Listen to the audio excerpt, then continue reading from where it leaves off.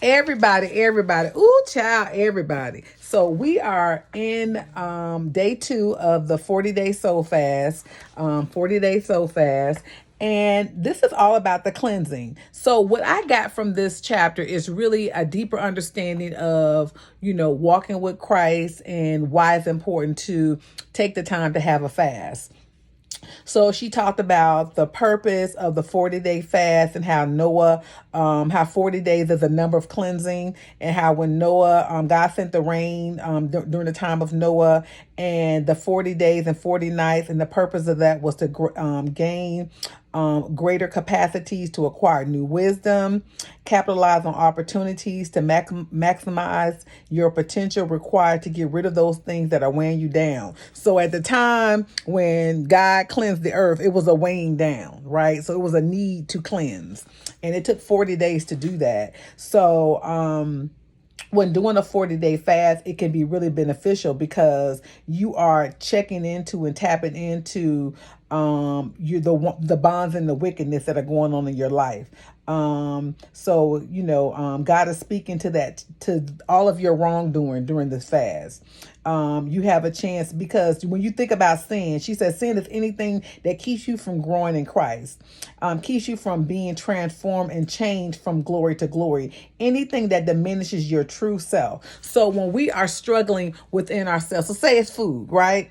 It's one thing to eat, but there's another thing to just overindulge, right? So when you are struggling with something like eating, and you choose to, you're struggling with it, but you just choose to just not address it. You do what you want, you eat how you want, and you let your body. But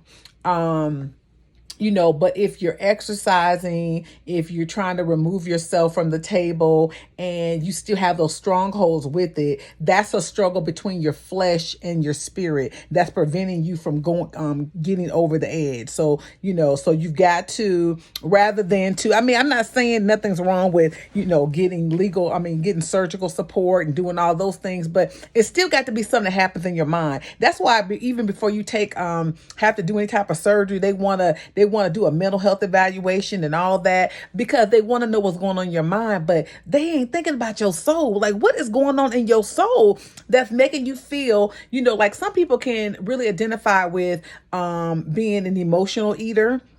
So I think that people that struggle, like such as myself, that struggle with weight, sometimes there is an emotional eating concept that goes along with that, which is connected to the soul. So, and I never looked at it this way until now. So it was like, moment for me. So we've got to get to the point for there's a path of freedom. So she talks about the path of freedom. So when you're in that path of freedom, you're connecting with those negative thoughts that can act like a yoke and make you believe that you are once where you were. So it's basically saying that the negative yoke says you ain't got no problem with eating, you just big. Girl, big is beautiful. And I'm not saying it ain't, because baby, trust me, I rocks what I do, right? But I still know that there's still a stronghold there. I'm not in denial of that, right? So we've got to be, I'm sorry, y'all, my mouth is juicy because I'm fasting and I just want to drink something. I'm talking about food. Maybe that's what it is. I don't know. But my mouth is juicy. So anyway, but we've got to get to a point where we recognize the areas in our lives that we need to work on. And that's what she's saying.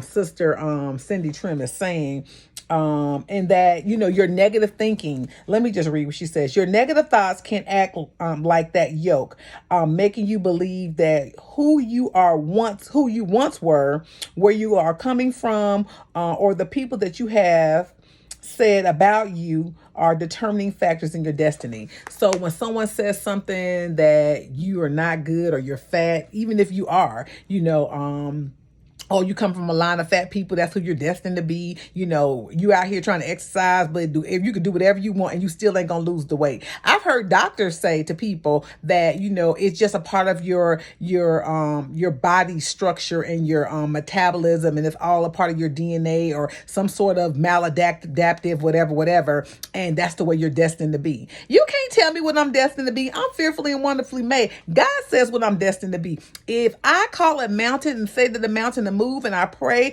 and intercede and believe in God, and I do what God is telling me to do, because you got to tap in and listen to what God is telling you to do, that weight can be removed.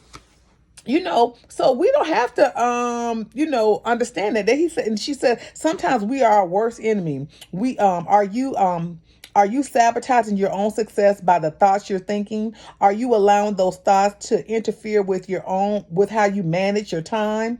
Or are you giving someone else permission to lay things on you that aren't yours to carry?